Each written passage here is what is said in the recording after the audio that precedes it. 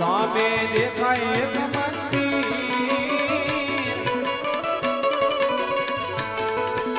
પેલા વનય જમલ ફરી રેવાયા. હરિયાવળની અંદર સામે એક મંદિર દેખાય છે તો ત્યાં જરૂર પૂજારી છે. પૂજારી બાપુ, એ પૂજારી બાપુ, રાતના 12 વાગે.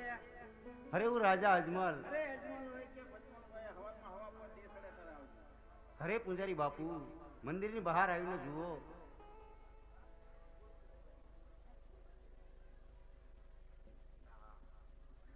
આ ભક્તરાજ બોલો ને. સૂર્યનારાયણ માથે આવ્યા. હા પણ ભૂલાઈ ગયું, ભક્તિમાં હોય ને માળા કરતો તો બોલો ને, હું કામ આવ્યો છું? હા પૂજારી બાપુ, આ મંદિર છે એનું છે. હે મંદિર છે એનું છે. આ મંદિર? હા. મંદિર છે પથ્થરનું? એ તો મને પણ ખબર છે. એની અંદર મૂર્તિ છે એની. મૂર્તિ આરસ પથ્થરની. અરે એમ નહીં પૂજારી બાપુ, તમે પૂજા કોની કરો છો? કયા ભગવાનની પૂજા કરો છો? ભોળાનાથ. તો મારે પણ ભોળાનાથની પૂજા કરવી છે. એમ તો આવો મંદિરમાં લ્યો.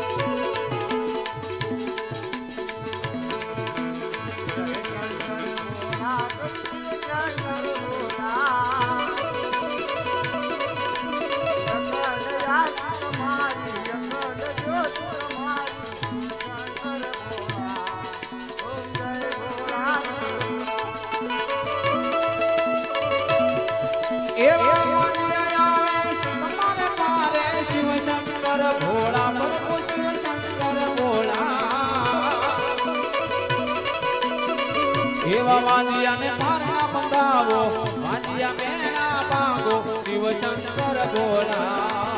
ઓમ જય ભોળા શંકર.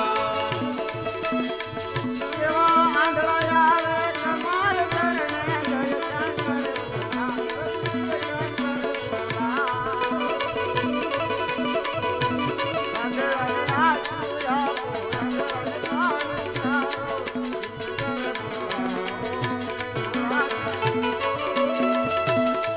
એવા મારે શિવ શંકર ભોળા, પ્રભુ શિવ શંકર ભોળા. પાંગળાને પગ આપો, પાંગળાને પગ આપો, શિવ શંકર ભોળા. ઓમ જય ભોળા શંકર. એવા દેવ આવે તમાર ચરણે જય શંકર ભોળા, શિવ શંકર ભોળા.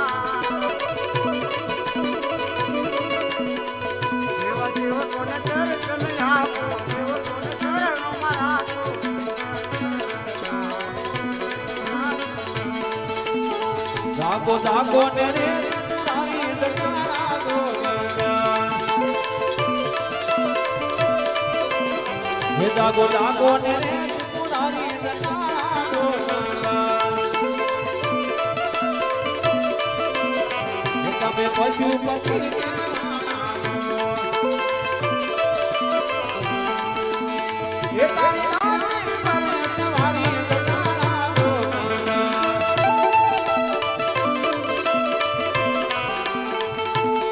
જાગો જાગો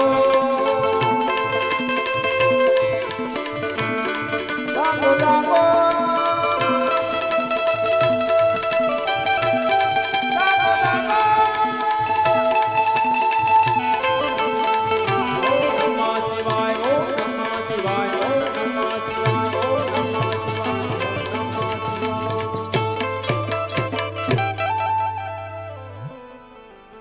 અજમલ રાજા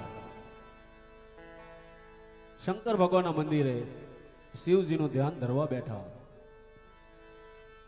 અંતરનો ત્યાગ કરી અજમલ રાજાએ એવું તપ કર્યું છે.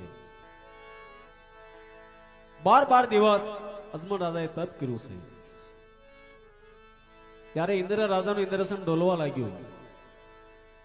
દેવતાઓ વિચાર કરવા લાગ્યા કે પહેલાના ઋષિ મુનિઓ 12 વર્ષ સુધી તપ કરતા, છતાંય મારા ઇન્દ્રસનને કાંઈ થતું.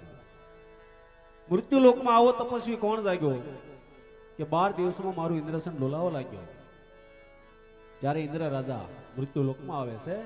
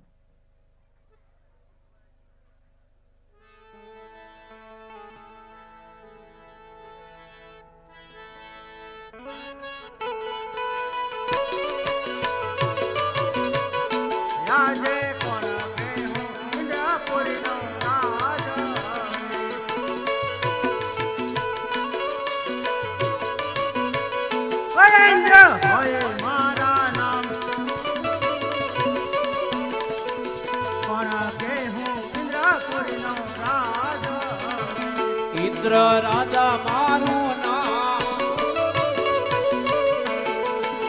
કોણ કેવું ઇન્દ્રપુરીનો રાજ રે.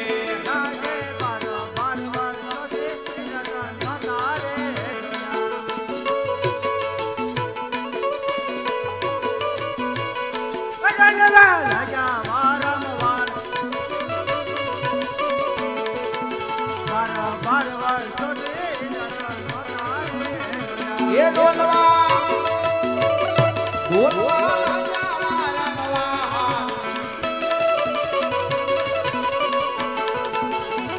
બાર વર્ષોથી દર્શન નોતા રે જોયા.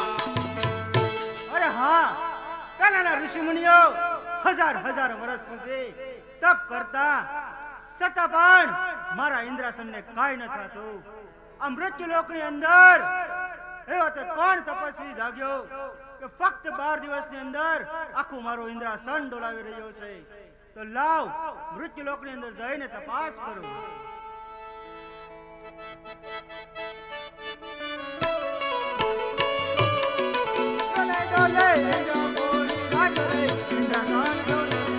ડોલે ડોલે હે ડોલે ડોલે ઇન્દ્રપુરી રાજા ઇન્દ્ર ડોલે રે.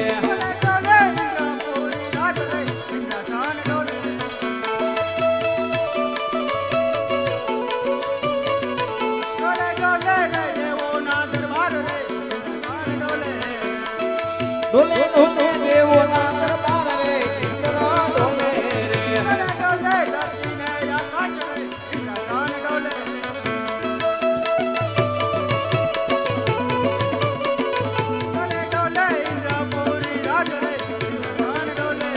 ડોલે ડોલે ડોલે હે ડોલે ડોલે ઇન્દ્રપુરી રાજા ઇન્દ્ર ડોલે રે.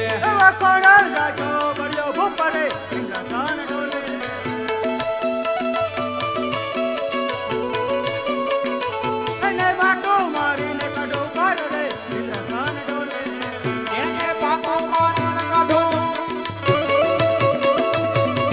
હે પાપો મારી રાજા ઇન્દ્ર ડોલે રે. એને જોયા લાગી મારા ઢોલ રે ઇન્દ્ર ડોલે રે.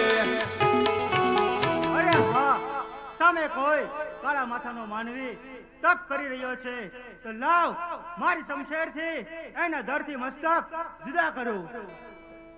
અરે પણ નહીં નહીં નહીં, જો કોઈ બ્રહ્મનું સંતાન હશે અને એને મારીશ તો મને બ્રહ્મ હત્યાનું પાપ લાગશે. માટે લાવ, જ્યારે દેવોની સભા ભરાણી ત્યારે દેવ બ્રહ્માએ મને કીધેલું કે દેવ ઇન્દ્ર, જ્યારે પણ તમને સંકટ પડે ને ત્યારે મને યાદ કરજો. તો લાવ દેવ બ્રહ્માને બોલાવો.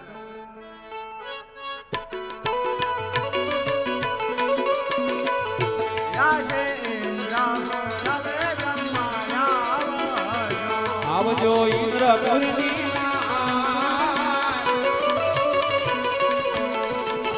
ઇન્દ્ર બોલાવે આવજો રે.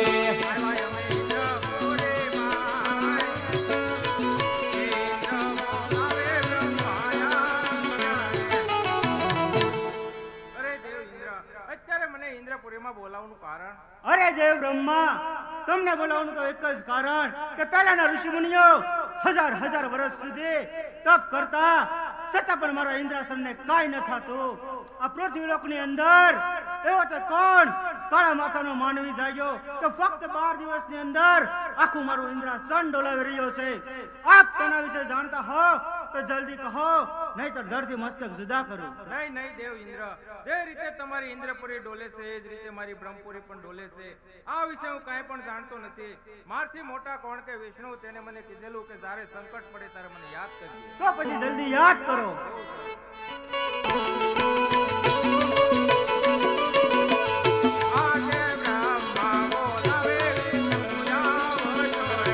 આવજો ઇન્દ્રપુરની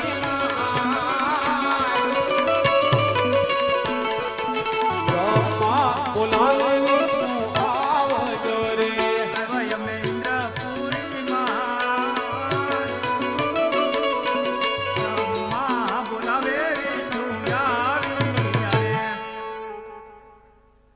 અરે દેવ બ્રહ્મા, અત્યારે મને ઇન્દ્રપુરીમાં બોલાવવાનું કારણ? દેવ ઇન્દ્ર બોલાવે.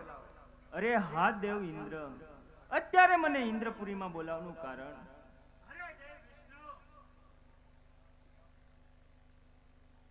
તમને બોલાવવાનું તો એક જ કારણ કે પહેલાના ઋષિ મુનિઓ હજાર હજાર વર્ષ સુધી તપ કરતા છતાં પણ મારા ઇન્દ્રાસનને કાંઈ ન થતું.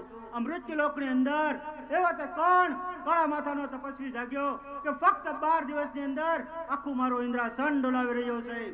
આપ તેના વિશે જાણતા હો તો જલ્દી કહો, નહીંતર ધરતી મસ્તક જુદા કરું.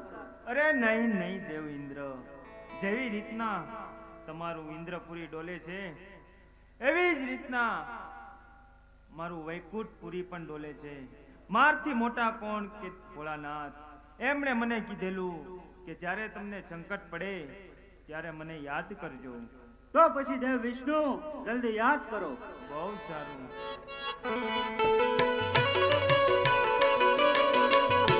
આજે વિષ્ણુ બોલાવે ભોળાનાથ આવજો રે. આવજો ઇન્દ્રપુરની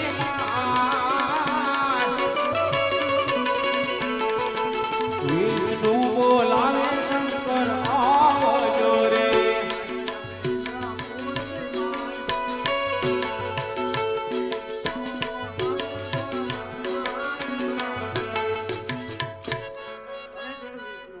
અત્યારે મને બોલાવવાનું કારણ?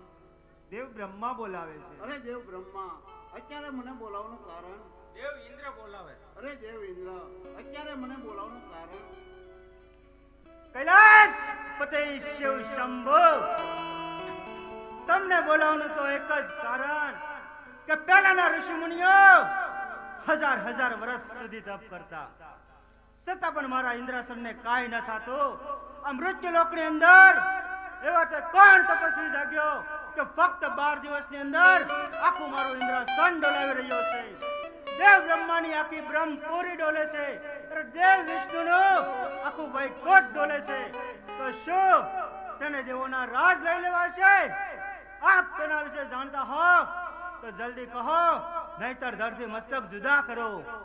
અરે નહીં નહીં દેવ ઇન્દ્ર, એને કોઈ તમારા ઇન્દ્રસનની નથી પડી. એ તો એક મારો લાડેલો ને પ્રેમી ભગત છે, તો શેર માટેની ખોટે વનોવન ભટકી રહ્યો છે. એટલા જ માટે જેવો તમે પોતપોતાના સ્થાનકે વિરાજમાન થાવ, હમણાં જ હું સપના રૂપે દર્શન આપી અને વેલાસર આવું છું. બહુ સારું. અરે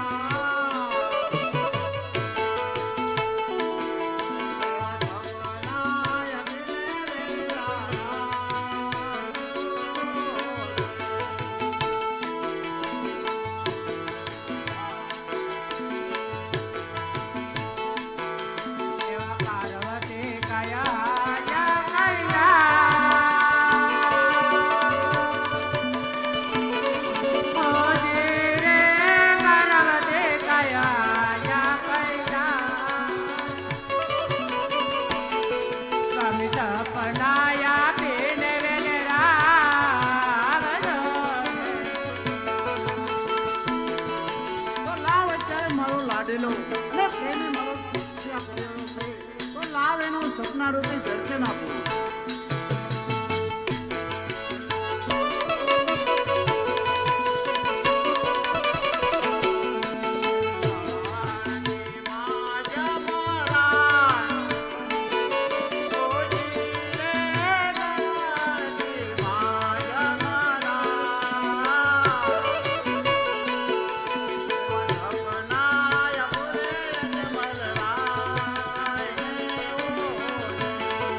આવા પૂરા પૂરા કળયુગની રાત ઓ ધીરે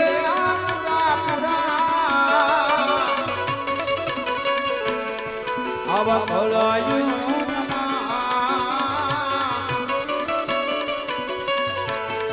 રાધા પંડરી પાડવાથી કારણ નહીં ગળે ઓજી.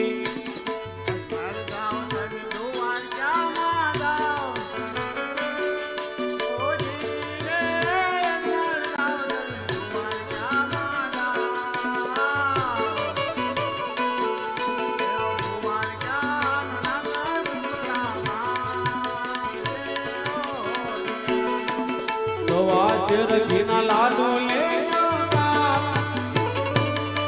ઓ ધીરે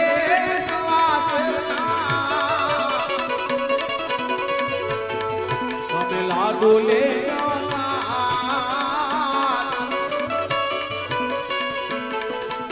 પ્રભુ ને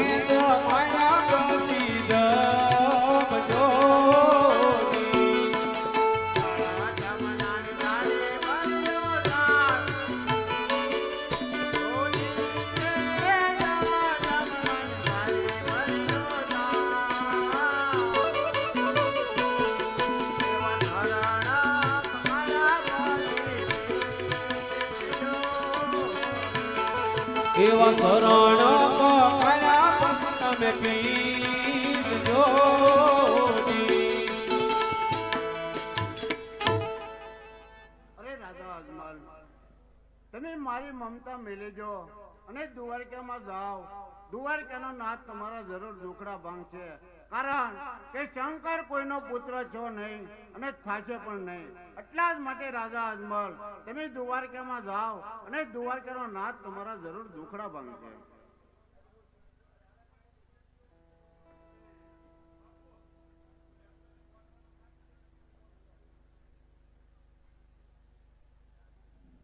પૂજારી બાપુ, એ પૂજારી બાપુ,